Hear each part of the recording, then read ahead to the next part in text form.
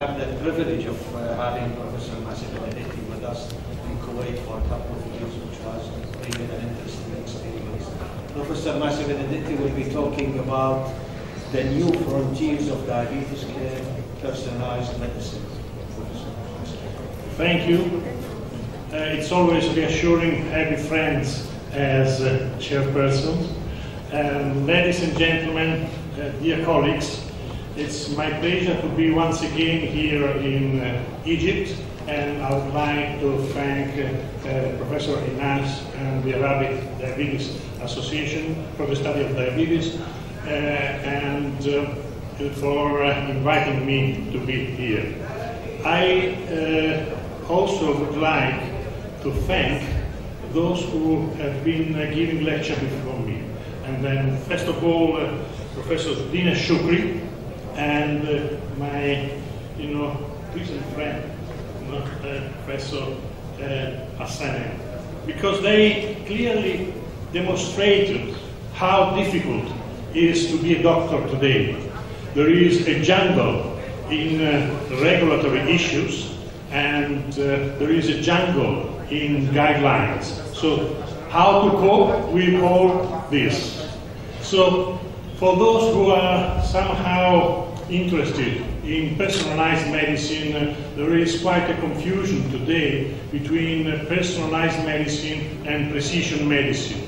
I'll expand on this.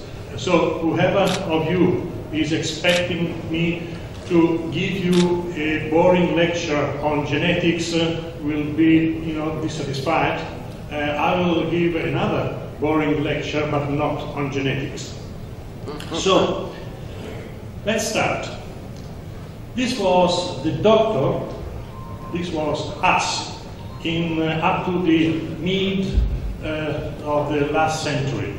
This was, I would say not simple, even more difficult, but there was the direct contact between the doctor and the patient, based on the knowledge of the doctor, which was quite stable, and the values, the understanding, and this was, I wouldn't say easy, but was different from what is today.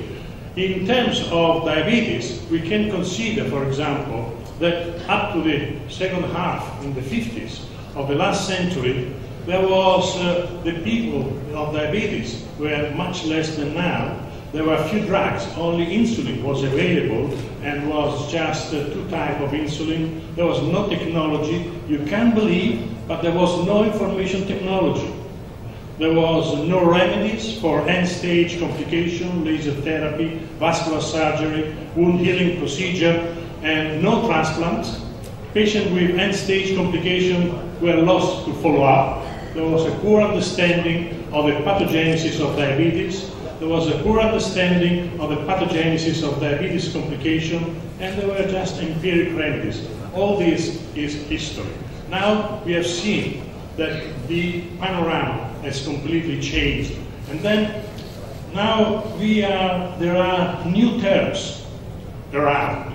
There is patient-centered care, team approach, guidelines, protocols, precision medicine, personalized medicine. Where are we? Which is our role? We are facing, as doctors, we are facing a crisis of identity, which is the level, our level of freedom in approaching, not a population, but a single person which at 8:30 show up in our clinic. So let's start from trying to put in some order on these terms. So let's start with the patient-centered care. So this is something that we know is something that is to be considered, but this is policymaker driven. This concept is a concept which is at the meter level, and the contribution of doctor, of course, has been appropriate, but still the main driver of this process is a policy maker. So we know that all the healthcare system need to rotate around the patient. So we have a hospital, we have everything which rotates around the patient. And on purpose, I'm calling patient, we will end up with shifting from patient to person. But you can be at the center of a system, but nobody might not care of you. They can look somewhere else. So, of course, this is a concept which needs to be digested. Need to be digested with, another concept, which is the team approach. We have seen this universe of the healthcare system, but then within the system there are the professionals. So we know, and now it's quite evident, that to treat the person with diabetes, it's not anymore sufficient the first picture that we had, but there is the need to coordinate the efforts of many professionals. So there is the team approach, and this concept is driven by the healthcare managers. Of course, we as a doctor, we give our contribution in the structure of this concept, but definitely, and this is see the patient at the center, so with the practitioner, the mental health, the specialist for rehabilitation, the nurse, the dietitian, the podiatrist, and the diabetologist, all of them taking care of the single person with diabetes. But we know that that at present there's been a tremendous development in methodologies, in technologies, in the available drug. So the concept of the team approach need a governance. So that's if we consider also that the team approach, which see the patient at the center, then it's a tree. Each of these professionals is part of other team. So there is the need to expand this concept, and it's not easy to coordinate from the practical point of view. And there are a number of issues for this. I cannot expand on this. If there is no governance of this the team approach, the risks are inefficiency, ineffectiveness, increase of cost, negative impact on people with diabetes. And the main risk factors are environmental, human, and cultural. We might expand on this. We have no time for this now, but this is something that is not trivial. The governance of the team approach is today the main issue. So there is something in order to try to have the governance of all this universe, then we have guidelines. We have guidelines who reunite, under the same umbrella, all the different professionals. But this, again, is not driven by us. We can give our input, but the guidelines are made by the epidemiologist, by the statistician, and they tell us what is better based on statistics, not again on pure clinical ground. So again, we have already seen some of the guidelines. It has been considered that guidelines can evolve, and there are plenty of guidelines. Which one we have to choose to be legally protected and to be effective? Should we choose one of them? Are they country-specific? Are they patient-specific? So even, for example, in your country, you have guidelines, the Egyptian clinical practice recommendation for diabetes mellitus. Is this sufficient to protect you in case of a legal problem? So also, we do have that there are some kind of inconsistencies on these guidelines. Just the simplest thing, glycated hemoglobin. We have throughout the world, we have every association is giving a threshold target for glycated hemoglobin, which might be, not much different, but still is there. Why so? That's something that is to be taken into consideration. So even guidelines are not enough. So we can then move to another issue, which is the precision medicine. So what is precision medicine? Is something that is just driven by the geneticists and the informaticians. So this, how do we define precision medicine? Is the identification of a set of phenotypic and genotypic markers that would define ideal and non-ideal therapies for individuals based to whatever extent possible on evidence rather than clinical impressions. So our role is really undermined. So we do have the precision medicine which is based on genomics, pharmacogenomics, proteomics, positional proteomics, metabolomics, and microbiomics. So this really has very little to do with our daily practice, and through the precision medicine we can identify the genes which are more appropriate for a specific medicine, which means that we can really select amongst the group of people that we are treating those who can respond or cannot respond to a certain therapy. Then the area of genetics need to be combined with information technology. So information technology which combine these two aspects, so electronic medical records, diabetes registries, telemedicine, all together. They have the capacity of, in a patient group, the group of people with diabetes, they have the same diagnosis. We have the same prescription. We have heard just now how it is difficult to discriminate which type of therapy is better for one or the other case. Should we look for above or below 40 years? There is cardiovascular or not cardiovascular disease. How can we take into consideration all of these type of factors? This is something that can be done through the precision medicine. The precision medicine allows to select within the whole population who has a certain disease, to select a group which respond to a certain type of drug, a certain type of therapy. So it's quite clear that when we are talking about precision medicine, we are talking about the prescription of drugs. The disease, the drug.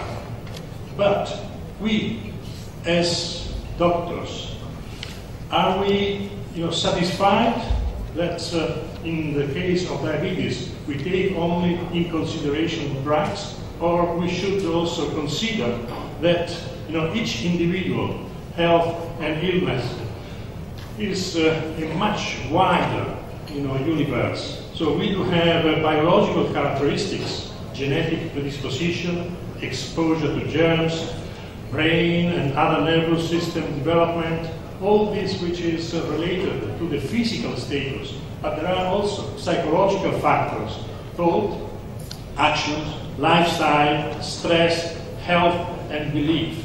They really matter. In the next Congress, the IDF in Abu Dhabi, in the stream of diabetes society and culture, there is a section which is related to diabetes and belief. And this has an impact on the health of the people with diabetes. But also, we know the role of the environment. So the social conditions, the environment, the cultural influences, the family relationship, the social support, all this is not mentioned in the precision medicine. So something is missing. So what is missing is the personalized medicine. So what is personalized medicine? The personalized medicine is something that is driven by us. It's driven by the doctor, the caregiver, and the patient. So this is at the center of the system. So all what I've been talking about, the patient-centered care, the team approach, guidelines, precision medicine, they are there to make personalized medicine more precise. But at the very end of the story, it is us and the patient in front of us. So the personalized medicine is a shared decision-making approach based both on the most advanced knowledge and on the individual personal preferences, belief and environmental influences. So this is based on the one-to-one relationship. So the dynamics of the relationship between care provider and individual subject, the balance between the belief of the caregiver and of the person with diabetes, the role, and this is extremely important, I believe, the role of empathy. So our journey, which has initiated with the doctor in the 50s, so has gone on with the concept of patient-centered care, which then has evolved by necessity into the team approach, which then required guidelines and protocols, and this required again, to be more precise, precision medicine, to go back to the old story, which is now the personalized medicine. Personalized medicine means not to return back to the past, but to take advantage of the most modern models, technology, or whatever, to restore this concept. Which means personalized medicine at the center has the one-to-one relationship, the empathy. We know that we are providing, care to the people with diabetes, but we know that we learn a lot by the people that we treat. So there is a bi-directional, relationship, and definitely when we are talking about the personalized medicine, then can we consider that it's really the new frontier for medicine? I believe yes, it is. Definitely we have also to consider, is it a new concept? Definitely not. However, it is an old approach which is still the most modern and effective, provided that the most advanced achievements of science are taken into consideration, and we consider our role. Of course, there is the possibility, and we did discuss with my friend Nan, of not going in this direction, but going to another direction, which is the artificial intelligence. So we as a doctor can be substituted by the artificial intelligence. My question is, can the value of empathy be neglected? And can artificial intelligence be the solution? I have my own opinion. You need to have your own opinion. What I would like to just share with you is the opinion of someone whose intelligence was quite robust. It was Albert Einstein. I fear that the day that technology will surpass our human interaction, the world will have a generation of idols. Thank you for your attention. Thank you for this excellent talk. Now, because we have running short of time, I think we have a short discussion, 2 or 3 short questions to our both speakers. Well, let me start with Mohammed. Mohammed, don't you think that to start improving the outcome of type 2 diabetes or diabetes in general, we should start a step earlier?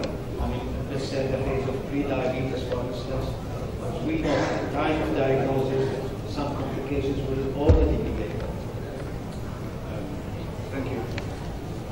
Yes, thank you, Abdullah, for this question. I think the diagnosis of diabetes starts with a specific figure, but are we really seriously considering that if my blood glucose is 121 instead of 126, I don't have the same risk? The risk is continuum, and I think definitely we should start to prevent the problem and to treat early. But that should not really mean we step with medication early. We should try very much, as for the second presentation by Professor Benedetti, consider modification of the personal lifestyle of the individual as well. My question is also addressed to Professor Mohammed. In Canvas trial, 34% of patients have no cardiovascular disease. Some conclude that there may be a role for SGLT1 inhibitors in primary prevention for cardiovascular outcome. What's your opinion? Well, this is the question that many will obviously be asking, and it's very similar to the first question. What is the difference between me now with multiple risk factors without an event, and maybe a month later when I have a cardiovascular event sitting in a coronary care unit? The difference is minor. And do we have the evidence that the same outcome would be if we start the treatment earlier? We don't yet, but we can make our own decisions regarding all the classes of drugs that have helped to prevent cardiovascular disease. Any more questions?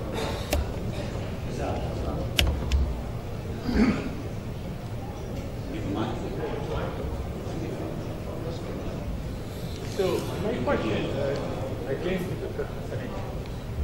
What about the use of insulin in early relatively?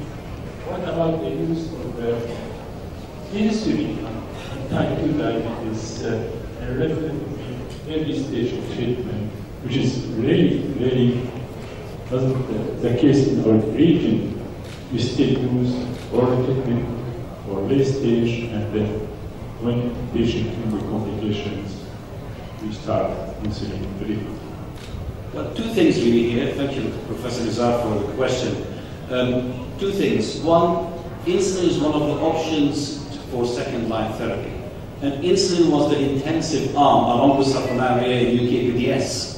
So we have evidence that in good glycemic control with whatever treatment, including insulin and sulfonylurea in UKPDS, can reduce microvascular complications, and to extend after 10 years can improve macrovascular complications. So it's one of the options, whether it's the patient's choice and the physician's choice at the time or not, it certainly could be an effective treatment for some.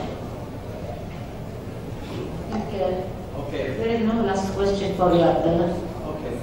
Proceed. I mean, coming to the patient-centered approach, we have all the subspecialties around the patients.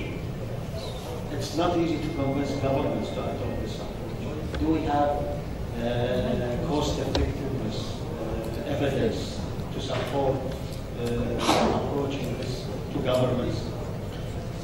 Yeah, this is the most difficult area to provide evidence, because the evidence is, locally specific. We cannot transfer the evidence which has been acquired in one country, let's say in the United States, to transfer this concept in Egypt or in Italy. So you need to acquire. That's why there is the extreme need to promote the real-life evidence with methodologies and new technology, information technology can allow this to produce robust evidence which is not based on randomized clinical studies, but on real-life evidence which need to have the same, robustness of the randomized clinical studies. But it's a completely different area of research, and this can only be done at local level. Thank you very much for both speakers, great lectures. Dr. Muhammad Hassanin, thank you very much. The benefit and the value of using statins for primary prevention in patients beyond the age of 75 and even beyond the age of 65, some authorities, they deny this, like the American College of Physicians. I'm a physician, that's why I refer to this source. Do you think the benefit of using statins beyond that age for primary prevention is useful enough against the side effects, particularly of cognitive dysfunction and other side effects. Thank you. Thank you, Professor Nawawi. It's a great pleasure for you to ask me a question. The data and the guidelines from European societies and from American societies for people with diabetes. Now we should remember that we're talking about a person with diabetes who already is a cardiovascular risk factor. So they have looked into not just to above 65, but even above 75. And the benefits outweighs the risks and the side effects. Especially that many of these people, because of nature of their age, the glycemic control is not the likely factor to influence the atherosclerotic problem. It's the lipids and the hypertension. And that will be quite important not to deny them this important line of treatment because of age. There are obviously concerns about cognitive side effects, but they are really rare and shouldn't be a burden or a barrier against prescribing. Okay, the next question.